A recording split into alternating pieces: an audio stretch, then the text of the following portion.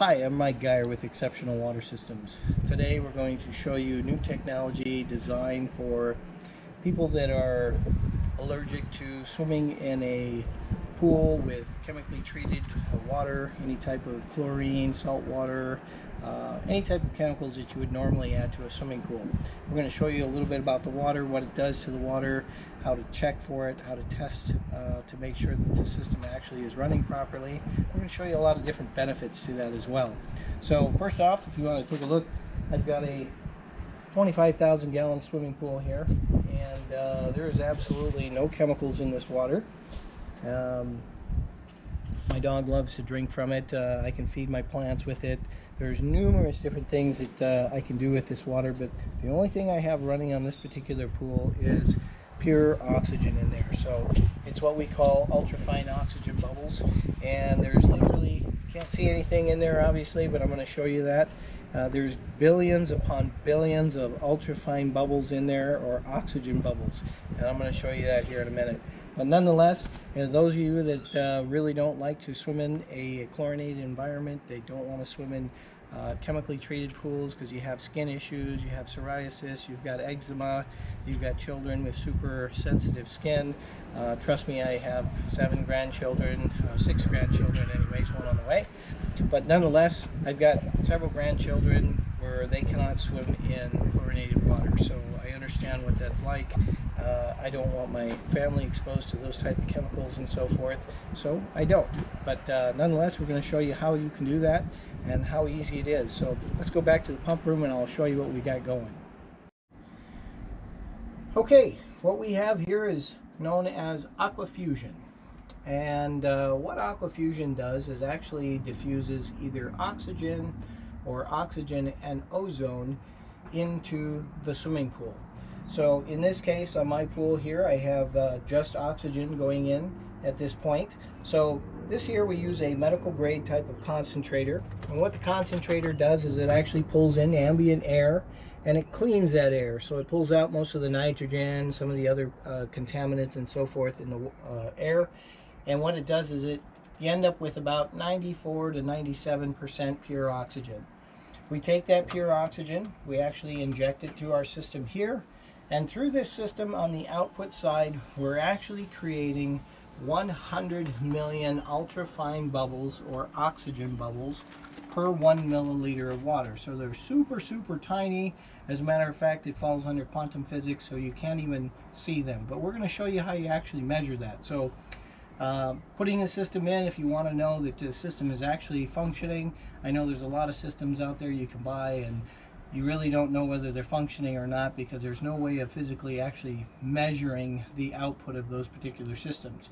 So we're going to show you actually how you measure that and how you would actually manage a pool without any type of chemical in there for swimming. So those of you that actually want to swim in the pool without any chemicals in there and so forth, we're going to show you actually how to measure that. So otherwise on this system, as you can see, it's very basic. I've got a 500 square foot cartridge filter. I've got just a variable speed pump. Now this particular system, I have it tied in. The only thing I have to program is the pump. The pump actually ties into what we call a pressure switch up here in the corner.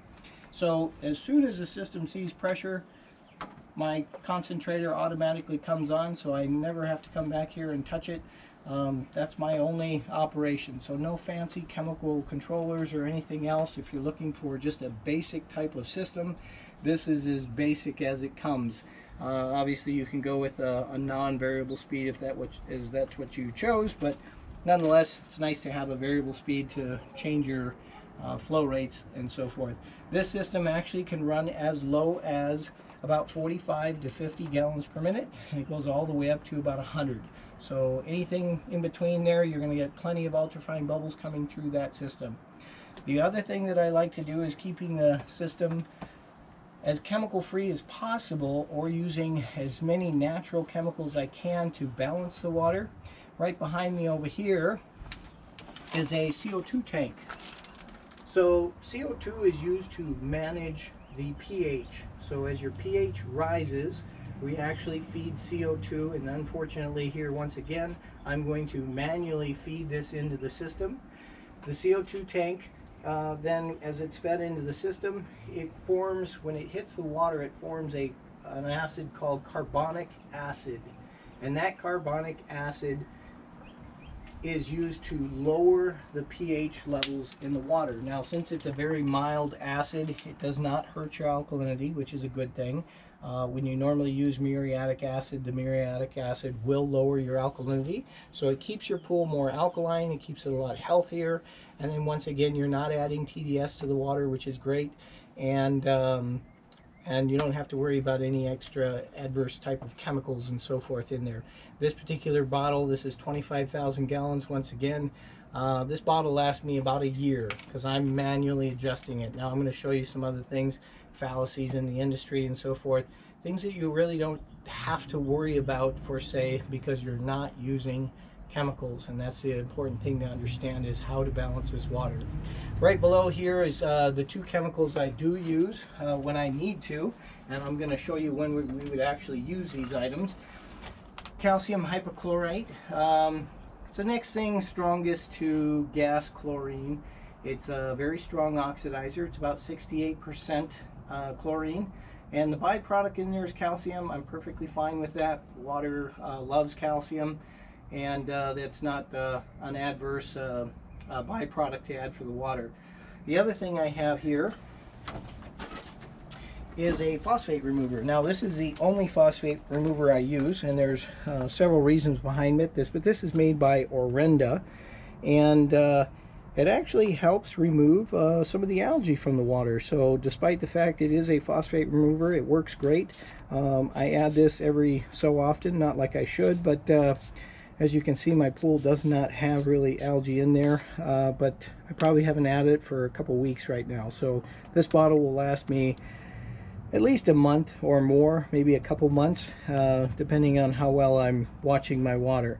So, but otherwise, we'll get into that here. But let's go take a look at the pool, and we'll start some testing. Okay, next we're going to test the water. I'm going to show you how to test to make sure that the technology is actually working. We also want to get some general parameters on there, know what the pH is. I do also want to show you that there is actually no sanitizer in the water, and also what the clarity is and how we actually monitor our water and how we're actually going to watch it on a regular basis, and when we need to treat or not treat. So this guy right here is what they know as a dissolved oxygen meter. So you have a probe that comes with it. These meters go anywhere from a couple $100 all the way up to a couple $1,000. This one's actually about mid-range. This is about $1,000 meter here. So we want to have a good meter because we do a lot of testing with it. So nonetheless, you can see here, ambient air is almost 7 parts per million, which is about average. So technically, water normally has a little bit less than ambient air. And as you can see, this is kind of going back and forth on the percentage. I'm just going to recalibrate that real quick.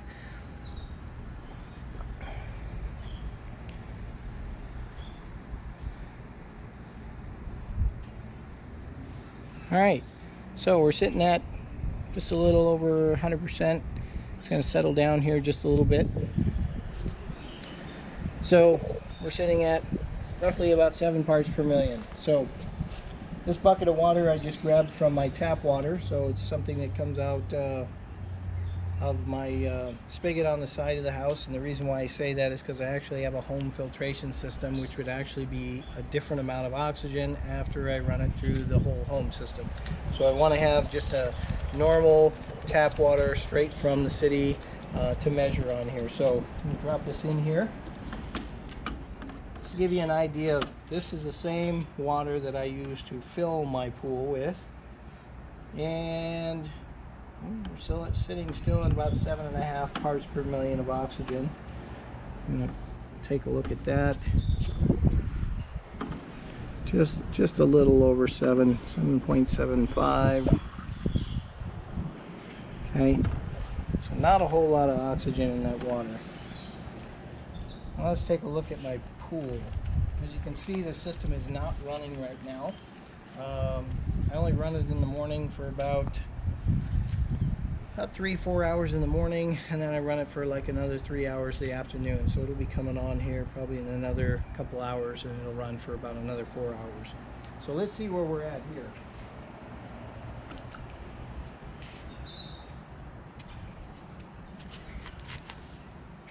Now if you can see on there, oxygen in my pool is 17. So it's over twice as much oxygen, and the system is not even running. But as you can see, it's still kind of going up there, 18.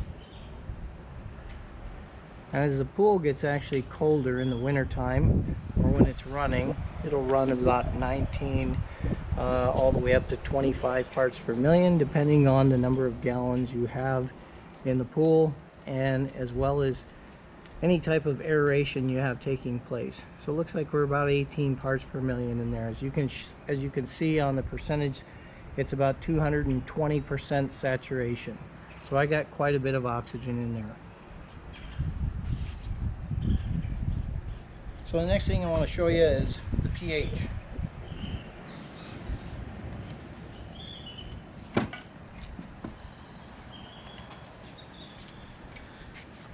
pH in the pool is obviously very important for a number of reasons. If you went out to a natural body of water and you tested the pH from a stream, from a lake or so forth, you'll probably have about anywhere from 8 to 8.5 part pH, and that's normal. So no different. I don't necessarily need to have a low pH in this water. As you can see, the water is crystal clear, and let's see where our pH is at.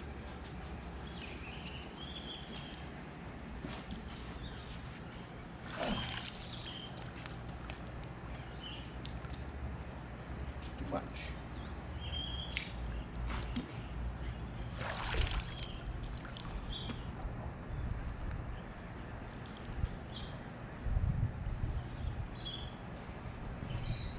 All right. And what we're using here, standard test kit, you can find at pretty much any pool store. This one actually has pH, chlorine, calcium, alkalinity, and stabilizer.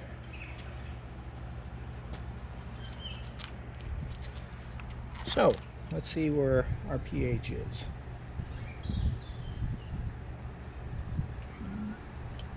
Switch hands.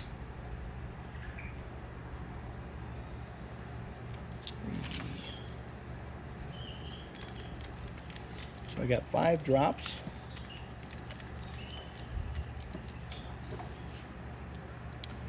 Just make sure we mix this well.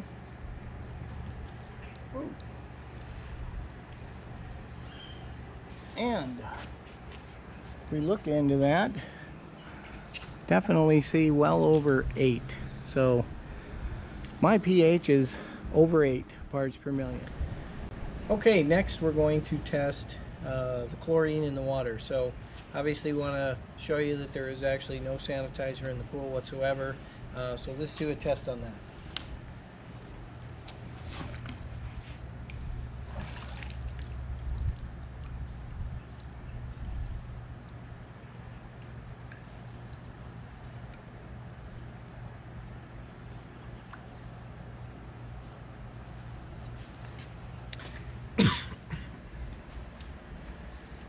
Once again, I'm using a standard test kit that you can get from pretty much any pool store. One thing I do like using is what they call DPD powder. DPD powder actually immediately shows you if there's any sanitizer in the water. So the DPD powder is actually tells you whether there's sanitizer in the water immediately. So you take 2 scoops of this stuff here, and if there's any sanitizer present in the water, it'll immediately turn pink or red. And as we mix our solution here,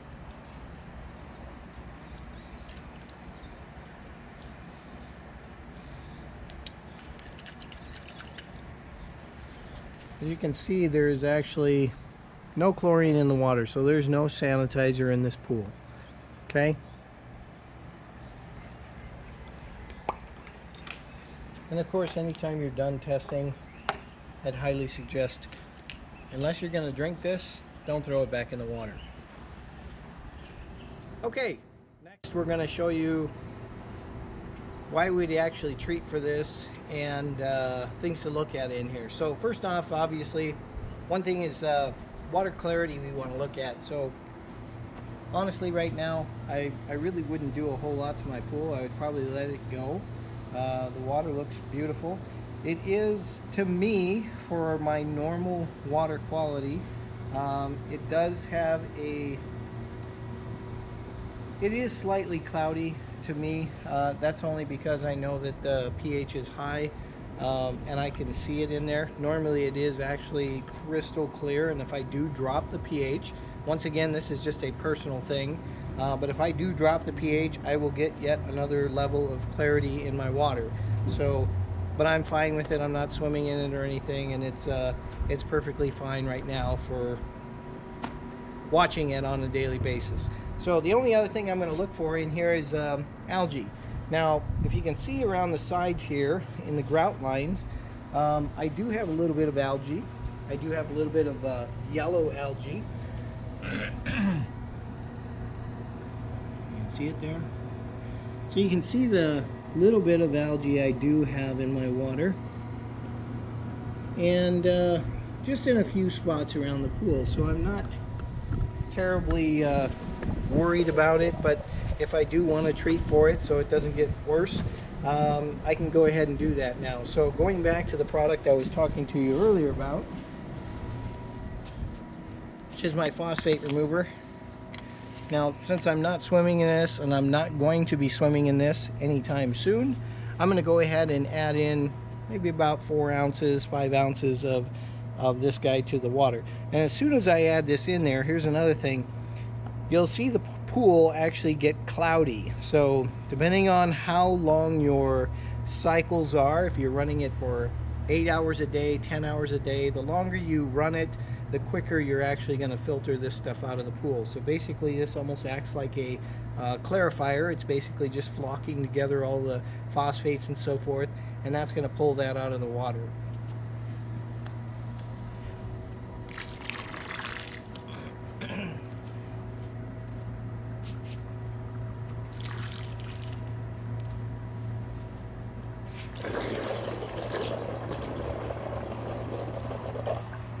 And as you see, I carefully measured that coming out of the bottle there.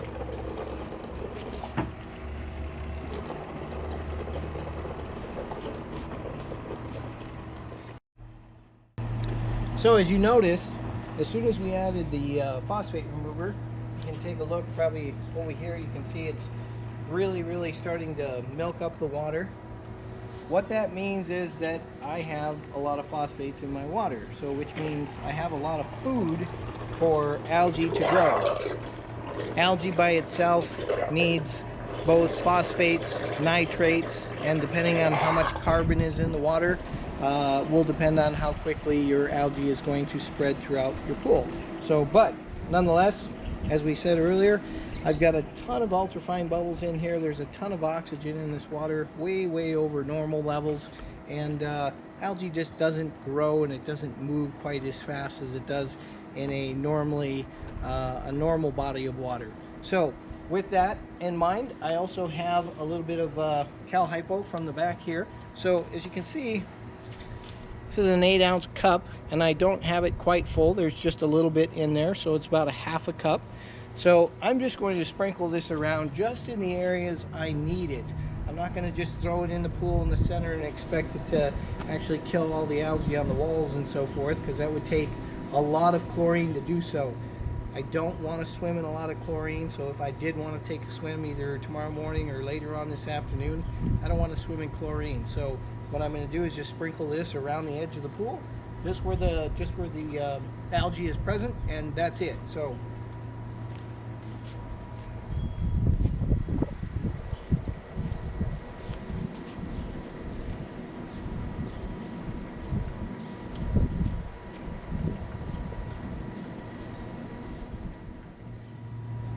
Okay, now that we've treated the water, as you can see, the water's actually going to be a little cloudy depending on how much phosphates you actually have in the water. So in this case, my water is not too bad. It did start clouding up a little bit, so it shows me that my phosphates were not that high. Now granted, I could do a phosphate test kit on there and see what my phosphates truly are at. If I was to take kind of a wild guess in there, I'd probably say they're probably 300 or 400. And the only reason why I say that is because it didn't get too cloudy. Sometimes if you've got a lot of phosphates in your water's going to just really haze up.